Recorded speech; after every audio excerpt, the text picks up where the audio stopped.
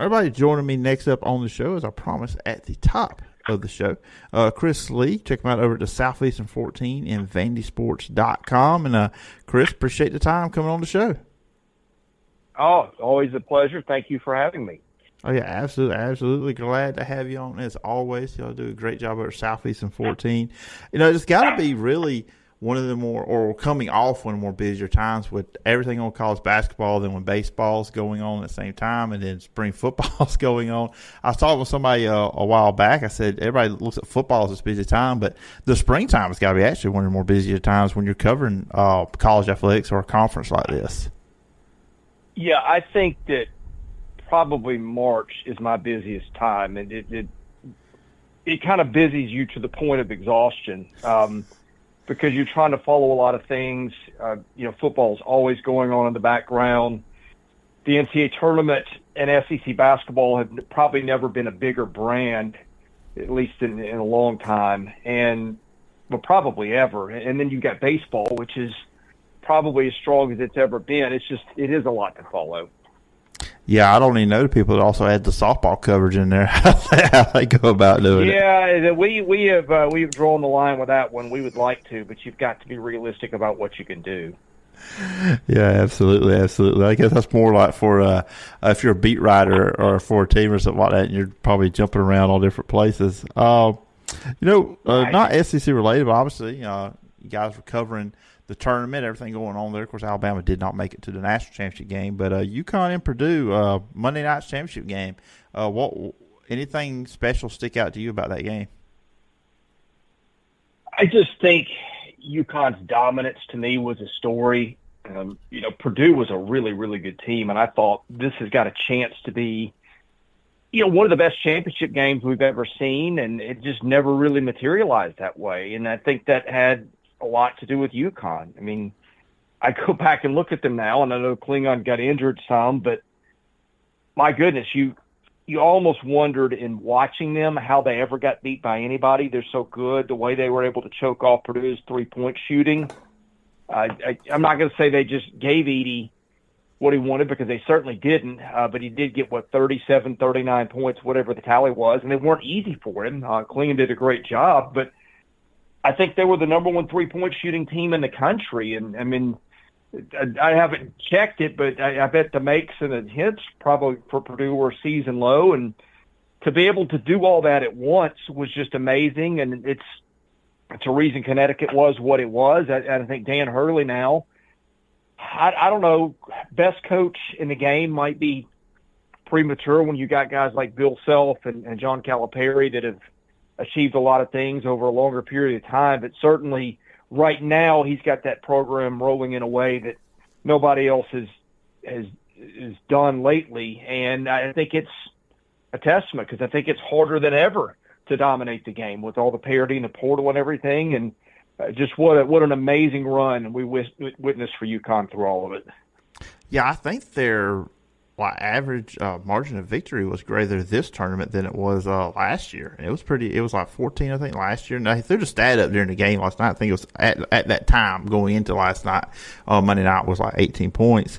Yeah, I got the numbers here. Purdue, 1 of 7 for 3, so they only made one, and UConn wasn't letting them shoot it. And I was going into that game thinking, too, like the big man battle is what everybody's going to focus on between Klingon and Edey. But I was looking, I just thought the UConn guards, the perimeter, was better than Purdue. And you see it with Castle had 15, Tristan Newton had 20. And they really, like you said, pretty much just stopped them from even attempting the three-point shot. So what was your kind of thoughts going into the game? My thought going into the game was that the matchups of the bigs was really intriguing. I thought that if any team had a chance to beat Connecticut, it was Purdue, because of the combination of not just Zach Edey, but again, the three-point shooting. But the way Connecticut just was able to get out and defend on the perimeter was just an amazing sight to behold. And again, I think that is what won them the game, the ability to do that. Yeah, if you can lock that off. And like I said, Edey, Chris, I thought Edey was, at first it was just Dawson. He's just going to score all the Purdue points, which he almost did. Yeah. Braden Smith's the only other player that went over 10. I mean, if you just look at the box score for Purdue, not a lot of players scored last night. I got in front of me, 5 players scored. So that's not going to do any good in these big-time games. Yeah, you needed one of those guards to pop up and give you 20 if you're Purdue to have a good shot to win, and that just wasn't going to happen last night. Which Heidi, their forward, did have an awesome dunk. I'll give him that. He had one of the better highlights. I was watching the game. I was just sitting in my recliner watching the game, and Chris, I partially got up out of my seat when I saw that dunk. It was just one of those highlights. They lost, but still, great with them. Talking about Alabama, of course, talking about they did not make a turn. I mean, they gave UConn a great game. It felt like Saturday night in that matchup against UConn, every time Alabama got close, or they got a little bit of a lead, UConn will separate. That's what championship teams do. I mean, Alabama was red hot there in the first half shooting the three, and obviously that was going to be their route if they were to upset UConn. Of course, we know they didn't. But this run for Alabama overall, in your mind, how did Alabama do it? Because going into the tournament, they were 5-5. They got eliminated by Florida in the quarterfinals of the SEC tournament. That was their second loss in that span to Florida. I mean, they had a couple overtime wins, but Alabama was not playing well. And then I was of the mindset I was questioning, could they get out of the first weekend and they make it all the way to the Final Four? Just watching this team as they progressed, what did you see different out of Alabama versus what you saw out of them during the season? Well, look, I was even a little more skeptical than you were. I saw that Alabama had been given trouble by teams that were able to play fast at times, like Florida, and outdo what they did at things, maybe by defending a little better. And I thought that Charleston was a team. You always kind of pick your upsets in the tournament, not because you necessarily think they're going to happen, but because they're going to happen somewhere. Mm-hmm. And that looked to me like a could happen somewhere spot. It did not happen, and Alabama got on a roll. But let's take the optimistic and the pessimistic view of Alabama basketball. I'll start with the pessimistic. We always knew that the thing that could undo Alabama could be the inability to get stops, because we saw that all year. You heard Nate Oates express frustration with his team and say things like, well, we can't defend and everybody knows it. And that just seemed to be the place where that season was going to end. But if you looked on the other side, you saw a team that could probably hit 23s on a given night. And that I'm not going to say that you couldn't defend Alabama, but it was hard because pace and things like that are big talking points in college basketball, and they should be. But I almost thought Alabama was almost pace-proof with the way that it ran its offense. You got a guard in Mark Sears who seemed to never get tired and lose his efficiency. He could play fast. They rotated the ball around the perimeter so much. So I thought that what teams could do usually do, you see teams that can grind you to a crawl offensively. Like Clemson did it. I thought Clemson could be a problem for some teams in the tournament, which it was because of that ability to do that. But Alabama, just because it just plays faster and gets the ball around the horn at a quicker pace than anybody, and has a lot of guys who can shoot it efficiently. That's what I mean by sort of being tempo-proof. I thought that was always the trait that had a chance to prevail. And I think in the tournament, it did more often than not, and that's why Alabama got as far as it did. Yeah, I feel like, going forward, you got to think Nate Oates is looking to, okay, we pretty much sure Alabama, just you go by history, his teams, they've shot the three ball well since he's been there. Yeah. Get better at bigs. I mean, I think offensively, their big guys are good offensive players that can put the ball in the basket, not necessarily around the basket, but they can put it in there. Defensively, up front, I remember last year with Bediako, they had a rim protector. Like you didn't want to go at the basket against Alabama. Didn't really have that this past year. Is that kind of are you in that thinking, or you think maybe they need to go a different route, or just to get better next year? Of course, you go in the Final Four. That's a really great year, but just kind of like have the overall consistency of a season. Well, look, everybody would like to have everything, right? Yeah. You'd like to have a star point guard. You'd like to have a shooting guard who gives you 18 a night and hits 45% from three. You'd love to have an eraser on the back end. You'd love to have 4 or 5 complementary players, but it's hard to do that, right? I mean, You saw maybe the one or two teams that did it, and they were in the championship game. So look, you've seen Nate Oates been able to get elements of this and that. Let's go back 3 years when they had Herb Jones, who was Player of the Year.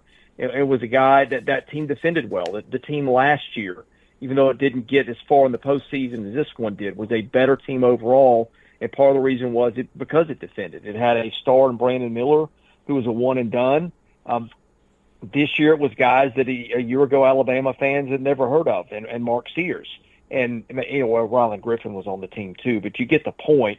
Guys that transferred in like Wrightsell and Nelson and guys that were not household names in the state of Alabama a year ago. So Nate Oates is so good and so methodical and so just diligent in his work ethic and his methods and so purposeful that I would never count him out, of getting a little bit of everything he needs. That could be possible. But here's a guy that just showed that he can also get a team to a Final Four that had some pretty glaring holes and did it in spite of it.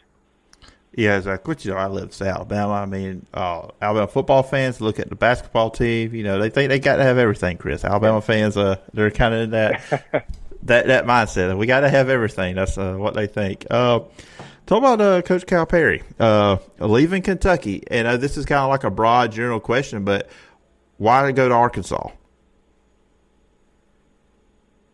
I think when you're at Kentucky, and look, there's been a lot of pressure on him. Somebody put out a tweet, Fairleigh Dickinson has won more NCAA tournament games this decade than has Kentucky. Now, look, that's playing a little bit fast and loose with some facts because one of those was in a Dayton game. But you get the point that I'm making. You never thought with Kentucky, and especially where John Calipari had the program a decade ago, that would be a talking point.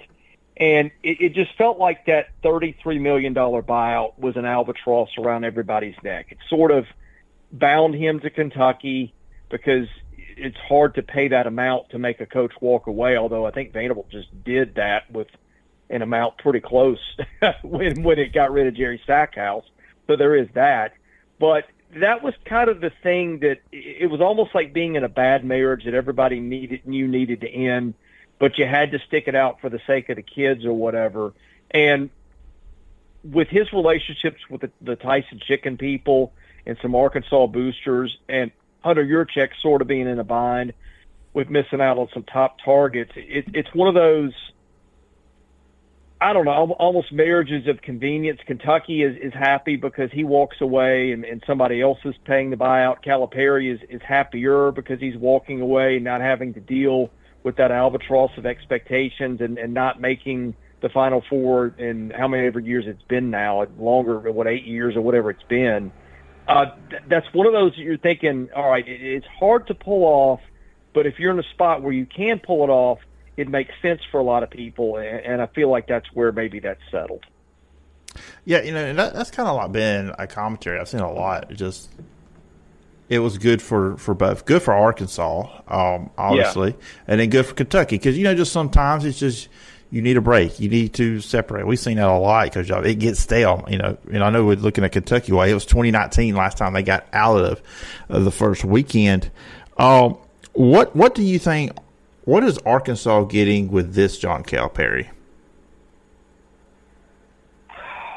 Man, that's the $1 million question, isn't it? Mm-hmm. I don't know. There's part of me that says, first of all, you're Kentucky, and in Kentucky you can do things that nobody else can do historically because of the ceiling of that program, and that can mean a lot of things. I don't mean that disparagingly, but it's a program that, I can't remember now if they're number one in wins or North Carolina is. It's flipped a few times, but the point is they're up there in that discussion of top 2 or 3 programs ever, wherever you want to put them. And here's a guy who built an empire on one and dones, right? And he did it better than anybody else has ever done it and embraced it and said, hey, that might mean we need to flip an entire roster the next year. The names on the jerseys you're rooting for are completely different from year to year. But, man, that was a needle he threaded for so long. And then in the middle of when they started to slip a little bit, and sometimes with teams like that, you just don't hit for whatever reason. I remember the NIT team that lost to Robert Morris or whoever.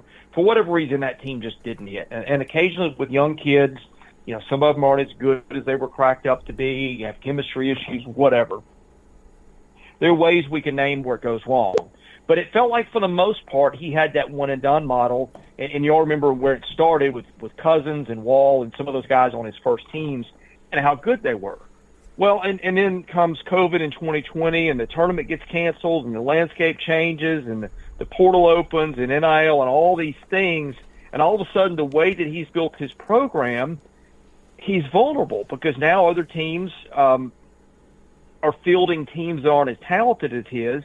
But like you look at UConn in the tournament, Cam Spencer is a 24-year-old shooting guard. Out of high school, he averaged 3 points a game at a Patriot League school his first year. Well, you let a guy play college basketball for 5 or 6 years, and he's got a chance to be better than your freshman McDonald's All-Americans just by virtue of being, 4, 5, 6 years older. And so I think you have that landscape then where just age becomes a factor, and it's antithetical to the way you built your roster. I don't know that was all of it, but certainly it was part of it. Again, you look at UConn and how old it was in some spots and some other teams that made runs. And, look at Tennessee. Dalton Connect was kind of a non-factor out of high school. I don't think he even had a Division I offer, went JUCO. Sometimes guys like that, just spending time in college ball, develop to a point to where if I'm matching my older guys up against your younger guys, just by virtue of having played a lot of ball, I might be able to beat you. That's a lot of words to say, but I think that the landscape of roster building changed beneath his feet and had a lot to do with it. But I think you have to look at that as a factor when you wonder why has it gone not as well for John Calipari in Kentucky the last 5 or 6 years. And of course, you got the conversation, who's going to be the next head coach at Kentucky. Of course, for everybody know we're recording this on Tuesday, so by the time it's coming up Thursday, they may have a coach. We'll see. Plenty of big names have been mentioned. I mean, Nate Oates was one that was mentioned, for people here in Alabama, which he's put out a statement trying to talk that down. Then you got Billy Donovan's name's been mentioned. Of course, he's with the Bulls. Dan Hurley, Scott Drew. What's your thoughts? I mean, who could be the next Kentucky head coach? Well, I think if I'm Dan Hurley, I'm staying where I am, which sounds like he's already kind of sent that shot out there. Again, we're doing this on Tuesday, so if any of this sounds ridiculous by the time people hear it, that's why. I don't know. I mean, there's a lot of guys that could probably work at Kentucky. I guess the question is how many of them want to deal with the other stuff, the constant attention, the constant expectation that you're in a Final Four and winning the SEC every year in a date and time where it's just not as easy to do that anymore. Billy Donovan's a name that's made sense to most people, but he's been out of the game for 9 years and everything has changed. So I don't know if that works. Nate Oates would have been a good choice basketball-wise. Personality fit, I don't know. I don't know that Nate Oates wants all the attention and the stuff that goes with being Kentucky's basketball coach, which is probably why he's not going to be. I think that Scott Drew's name, that was one that I was told by a source, might be the leader, but, they haven't been to a ton of Final Fours either. Of course, it's Baylor. It's different. Man, I don't know. Bruce Pearl's one that would be a great fit for a lot of reasons. I think in terms of guys who can handle the spotlight, he's probably one of them. I think really, to me, a successful marriage for Kentucky is going to be a guy who not only has demonstrated a track record to win, but could handle the public circus that comes with that job. And I think if you can draw a line that intersects through both those traits, that's where your good coaches are going to be. Yeah, it's going to be interesting. I mean, you don't see these jobs, these high profile jobs open up like this, and it's going to be interesting. When Arkansas and Kentucky play each other next season, that's going to be a fun one. Yeah, I mean, it always is anyway, and that was a game that, a couple of decades ago was the one you circled on the calendar, and frankly, one I circled on the calendar this year, but Arkansas didn't come close to meeting expectations, and Kentucky really didn't either, and that would maybe have a chance to pump some fuel back into what has always been a very interesting rivalry. Yeah, I remember those. Nolan Richardson and Tubby Smith, Patino, and all this stuff. I mean, those were some knockout. Those were like football games on the court, really, when Arkansas was involved back then. Yeah. But that's when Arkansas first got in the league, and Kentucky was kind of not used to being challenged for supremacy, and Those were some fun times back in the mid-'90s when Nolan Richardson had Arkansas rolling and Rick Pitino was doing the same at Kentucky. What I kind of close up our conversation on this too with Kentucky. Kind of feel like the same thing with Calipari because when he was dominating, winning, the league was not always great. I mean, it's not back then. It's not where it is now. The SEC, these teams started getting better coaches. You were talking about Nate Oates, Bruce Pearl, Rick Barnes, and so many other names. Really, the conference got leveled up to Kentucky's level too. Phil, that's a really good point. That's probably not one that enough people bring up. Let's go back and look at pre-John Calipari landscape in the SEC. You had Billy Donovan, who just won a couple of national championships at Florida. I'm not going to say the league was bad, but it was usually at that time Florida, Vanderbilt, Kentucky were pretty consistently good. Tennessee was good under Bruce Pearl at the time.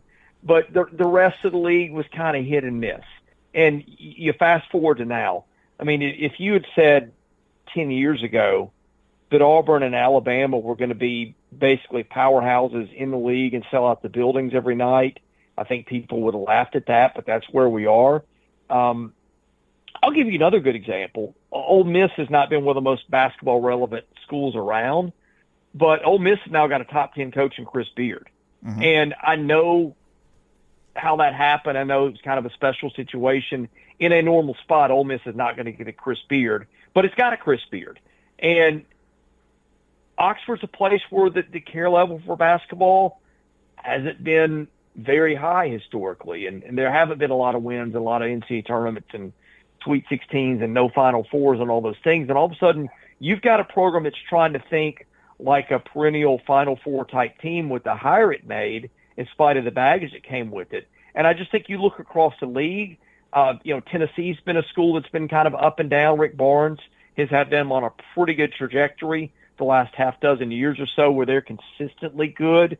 You've got some teams like Tennessee that have risen up to play ball at pretty much near their historical best levels. And then some schools that, were kind of afterthoughts in the basketball landscapes that have either done what Auburn's did and got to a Final Four or are really putting forth an effort the way Ole Miss has. And the night in, night out, you can just go and mark off, if you're Kentucky, 10 games on the schedule that you're going to win. You might mark down a loss or two, and then you've got maybe half dozen toss-up games at most. It's not that way for Kentucky anymore. Night in and night out, the competitive landscape is a lot different.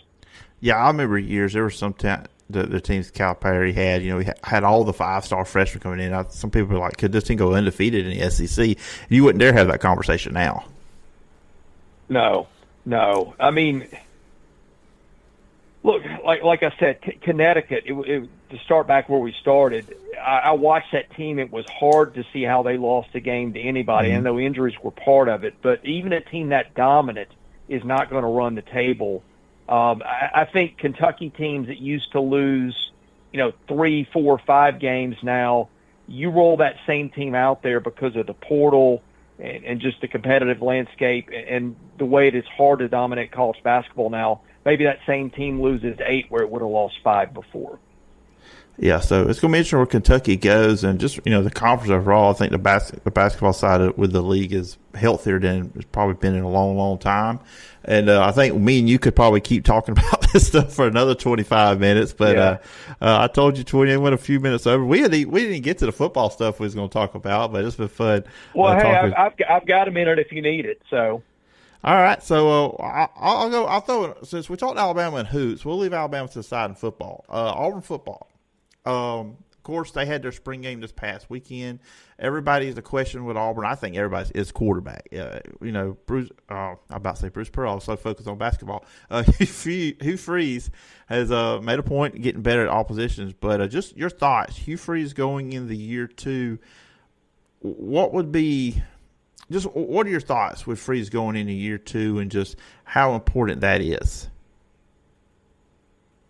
Well, I mean, it's always important.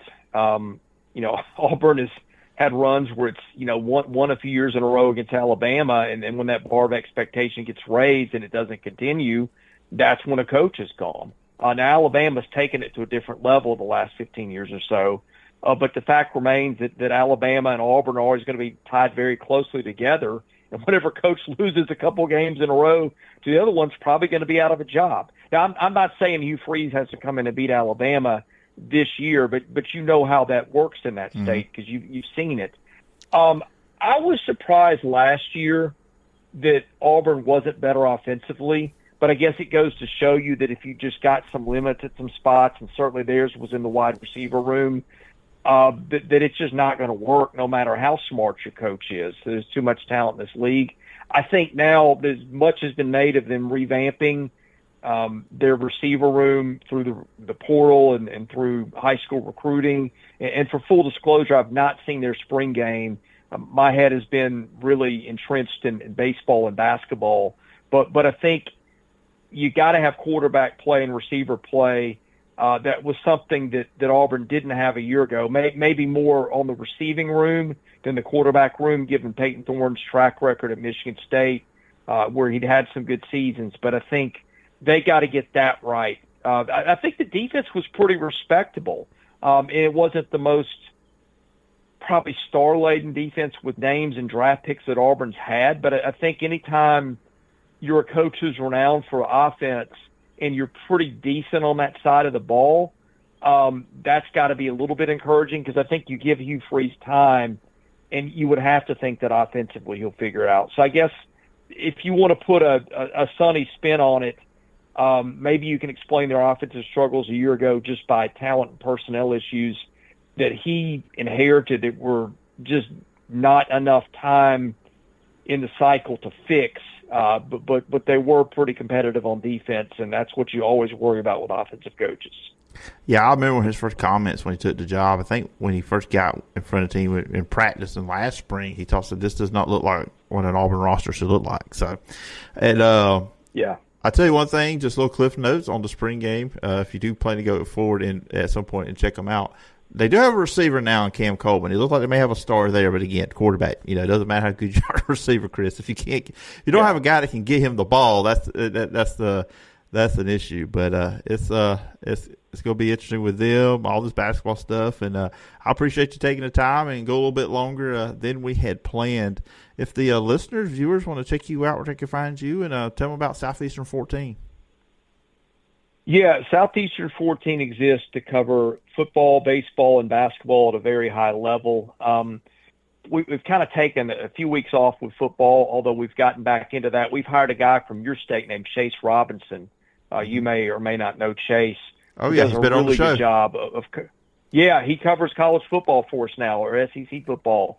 So we just got that off the ground with Chase last week. We'll be putting some more stuff out this week. We're just going to do some topic-based things. Of course, we've covered basketball wall-to-wall. Anytime there's a coaching change, we've got that. We've, of course, broken down all the games involving SEC on SEC this year, all the tournament games, and now turning my attention really hard towards baseball in what is a hyper-competitive league and really spending a lot of bandwidth on that. So if you want to get the highlights of what's going on in all three sports, I think you'll love what we do, and you can find our work on YouTube at Southeastern 14. Yeah, I highly recommend everybody go check out Southeastern 14. You guys do a great job. I know I'm a subscriber on YouTube and the podcast, so I'm always checking you guys out. And Chris, I appreciate the time, and look forward when we can do this again sometime down the road. Yeah, thank you, Phillip. Always enjoy doing your show. You do your homework, and you're a good dude, and always a pleasure to be on with you. I appreciate it, Chris.